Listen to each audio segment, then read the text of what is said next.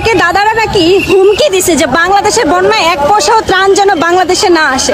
আরে দাদারা, শুধুমাত্র ঢাকা বিশ্ববিদ্যালয়ের টিএসসি, আমি আবারও বলি, ঢাকা বিশ্ববিদ্যালয়ের টিএসসিতে গতকাল সারাদিনের কালেকশন 1,28,23,947 টাকা সংগ্রহ করা হয়েছে এবং সেই সাথে লাস্ট 1 ঘন্টায় সংগ্রহ করা হয়েছে 15 লক্ষ টাকা। আমাদের বাকি যত অর্গানাইজেশন আছে, সেলিব্রিটি ফান্ড, ব্যক্তিগত ফান্ড, যত ধরনের ফান্ড আছে, সব ফান্ড থেকে কিন্তু আমাদের টাকা পয়সা কালেক্ট হচ্ছে। আর সবচেয়ে বড় কথা হচ্ছে, আজ সুন্নার কালেকশন শুনলে গো দাদা, তোমাদের ওই যে প্যান্ট্রি ভিজে যাবে, বুঝছো?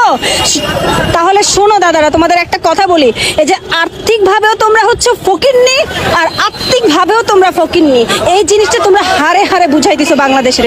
ওই যে বলে না যে বাংলাদেশ আর ভারত ভাই ভাই, বলে কি তোমাদের এই নমুনা খাবার এবং পানির জন্য নারী এবং বাচ্চাগুলোর কথা পর্যন্ত আসলে মানে